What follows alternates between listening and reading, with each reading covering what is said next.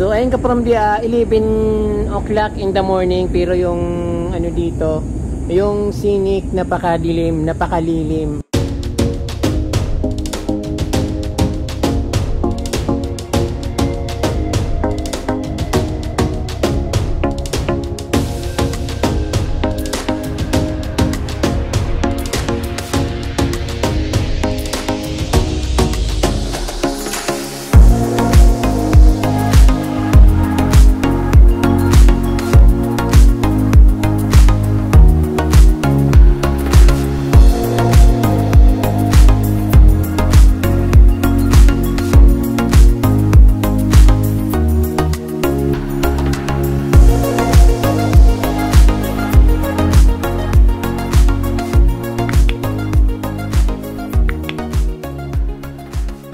Hello mga ka-From-D, magandang araw po sa inyong lahat. At ngayon po ay day off ko at nakapaglaskwatsa ako from Quezon City. Sumakay po ako ng LRT going to Taft at bumaba ako ng Central Station. At ito nga ka-From-D, mayroon palang magandang pasyalan dito sa pagbaba mo lang ng Central Station, yung tinatawag na Arroceros Forest Park, dito lang sa malapit sa SM Manila. Pag bumaba kayo ng Central Station from Quezon City ay ito, makikita nyo na kagad yung Arroceros Forest Park at pwede kayong pumasok. Free entrance naman ka-From-D, pero mayroon silang logbook. Magre-registered lang kayo, din ayun papayagan na kayong pumasok. So ayun na, bago ang lahat mga ka-From-D, bago ko kayo ipapasyal sa loob ng Arroceros Forest Park, ini-invite ko muna kayo na mag-subscribe sa aking YouTube channel. At syempre huwag niyong kalimutan i-touch yung notification bell para updated po kayo sa aking mga bagong post na videos. At pwede nyo rin akong i-follow sa Facebook, Certified From-D on Facebook. Ayun po, marami pong salamat. At syempre, inaasahan ko na mag-subscribe kayo. So ayun, paglabas natin dito sa Arroceros Forest Park, tuloy naman tayo dun sa, ano tawag dun, sa Esplanade, saka sa Intramuros, then punta naman tayo ng Fort Santiago. So inuna ko ditong puntahan ka-From-D sa Arroceros Forest Park kasi napakaganda dito at very refreshing. Katulad yung nakikita nyo, walang init kahit napakainit ng panahon. So tuloy na po tayo sa ating pamamasyal. So tara, samahan nyo po ako.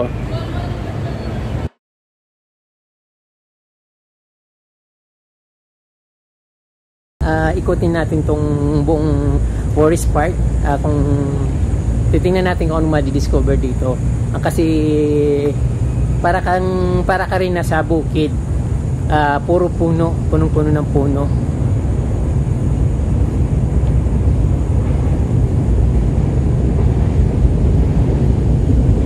Dinig pa dito yung ano ng MRT, yung ugong niya sa pagtakbo.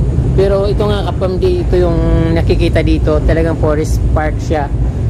Pero wala siyang yung mga humuhuni na kuliglig. Wala rin akong narinig na mga ibon na humuhuni.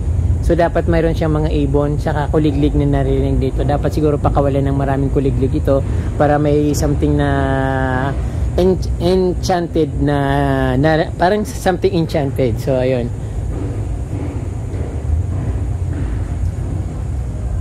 Maganda rin yung ano dito, pathway, kasi nga walang hindi ka dadaan sa lupa, na nakataas yung pathway niya, parang bridge. Malinis. Kung sakaling umulan, so mababasa kayo siyempre ng ulan kung wala kayong dalang payong. Pero pag dyan lang sa lupa, so hindi naman siguro abot dito yung baha sa pathway na medyo mataas, siguro mga 2 dangkal yung taas galing sa pinaka base. So, malaki rin yung Forest Park ka-From-D.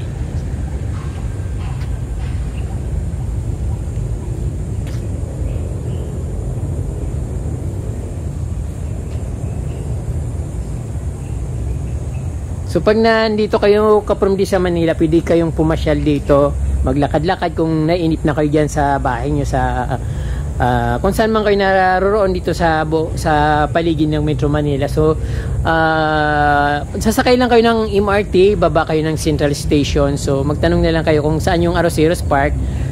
Lalakarin lang naman, almost nasa ilalim lang siya ng MRT yung daan niya, yung entrance niya. So papuntang Pasig River yung entrance niya. So magtanong na lang kayo pagdating dito sa Central Park kung saan ang entrance papuntang Arroceros sa Forest Park.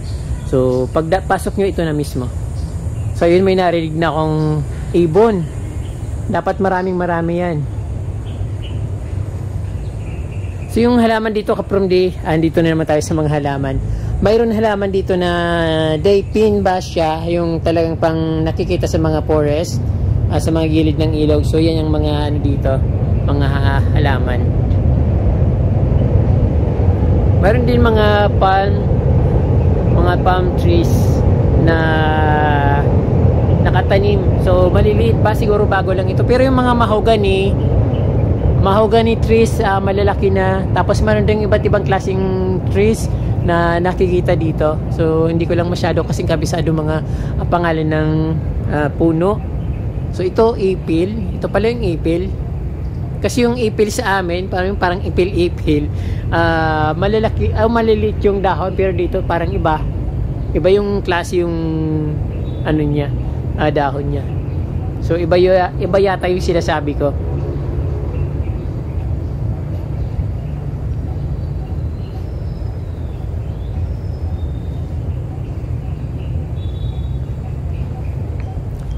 Napakaganda, kapromdi. Ayun, pag makikita mo sa kapaligiran, talagang nasa gubat ka talaga. Malawak, hindi mo makikita yung mga sasakyan. Although maririnig mo yung mga sasakyan na tumatakbo, kaya lang wala kang makikita mga sasakyan kasi nga siyempre nandun yung sa malapit lang sa highway, tapos yung MRT nasa taas. So hindi rin natatanaw yung MRT dito na tumatakbo kasi nga ayun na matataas yung puno, napapaligiran ng makakapal na puno at matataas.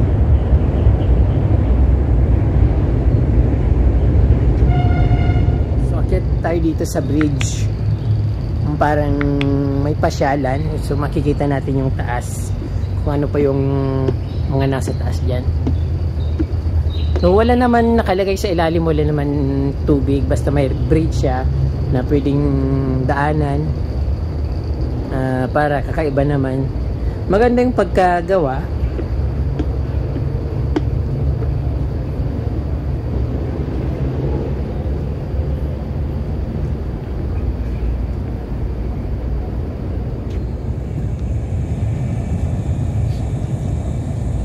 So ayun, kapamdi, dadaan tayo dito sa bridge. So actually wala naman siyang bridge or tubig sa ilalim, kundi yung maliit na fish pond na may mga koi fish. So dito makikita yung mga forest or mga puno na nandito sa paligid, at syempre makikita yung mga vines, mga palm trees, mga plants, syempre yung mga iba't ibang klaseng puno. So kitang-kita dito. Medyo mahaba yung bridge na ito, at syempre magandang mag sightseeing dahil nasa taas ka. Ayan, at ito naman yung palm na marami yan sa amin. Hindi ko lang alam kung anong klaseng palm yan, but nakikita ko yun sa mga tabing ilog. Mayroon nga rin ako yan sa garden ko sa bahay, pero maliit pa kasi nga nilagay ko sa paso. Matagal pa lang mag-grow yan pag nasa paso. Iba't ibang klaseng plants nandito.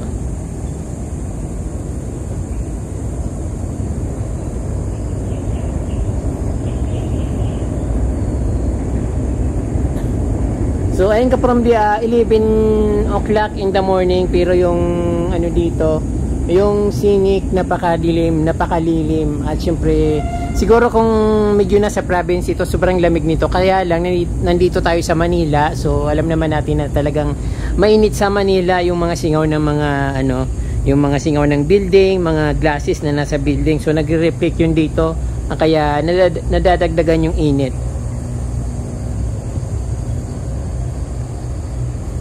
Mayroon din nabuwal na kahoy dito.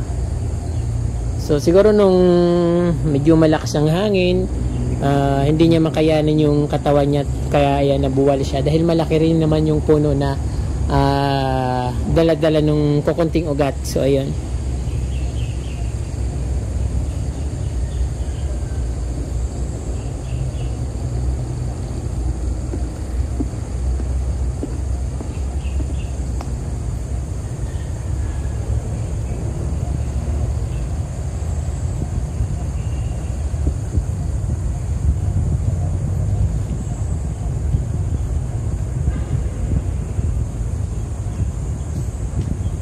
Tingnan natin dito sa bandang gitna. So actually malaki siya ka-from D. Kung ikutin ko siya siguro mga 20 minutes. Kung ususuhin ko pa talaga yung isa-isahin ko yung mga nakikita ko mga pangalan dyan ng mga puno. So baka isa or 2 oras ako mag-iikot dito. Pero ayan, maganda yung dadaan lang. Yung parang papresko lang ba. Para pang pa good vibes, pang pa refresh.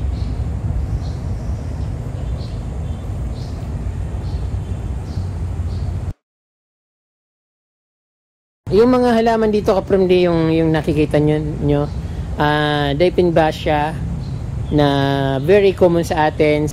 Yung iba ginagawa nila itong indoor plants, pero sabi parang poisonous daw itong plants na ito. Saka iba rin yung amoy niya, mabaho din siya kapag naputol yung dahon, mabaho. Saka sobrang kati pag yung dagta sa sa balat mo, makati siya. Kasi mayroon dun sa amin ng ganyan. Maraming ganyan sa amin sa tabing ilog. Mayroon pang variegated white, mayroon white. So ayun, ang Dipinbacia. So mayroon din silang dito palm na parang dates plants, pero maliit pa siya.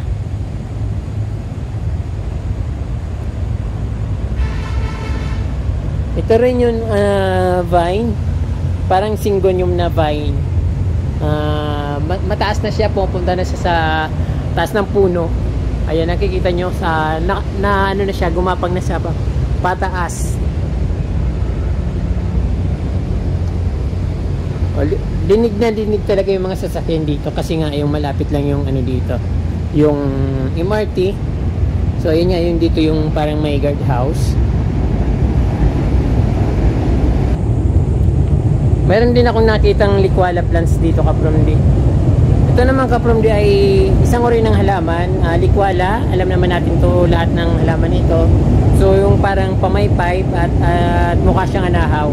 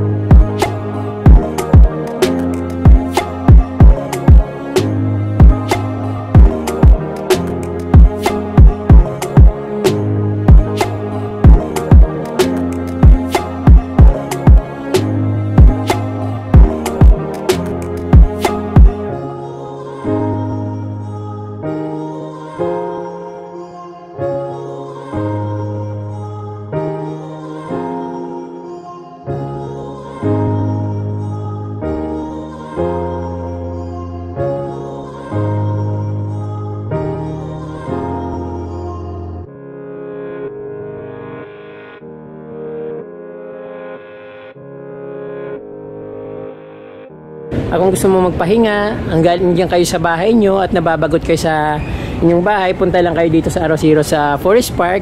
Makikita nyo yung napakagandang dito, scenic, na para bang nasa probinsya ka lang. Manuel L. Quezon Bridge, then Pasig River.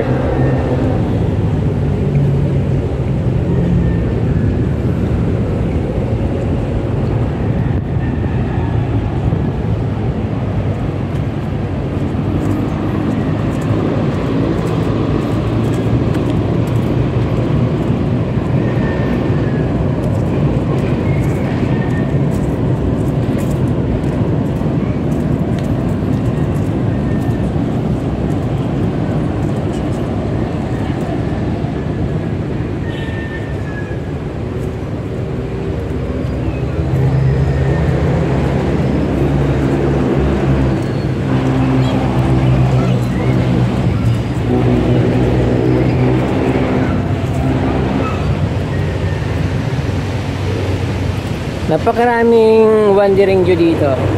So nakikita nyo sa ground, puro wandering view yung kapromdi, yung purple na silver.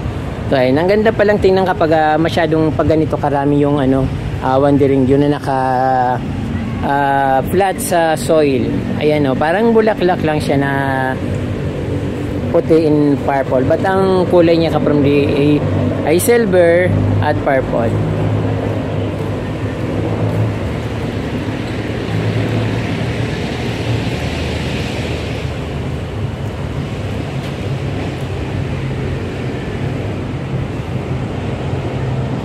Meron napakalaking baliti dito. Ayun. Para din akong nasa probinsya. At ang sarap magmuni-muni dito talaga.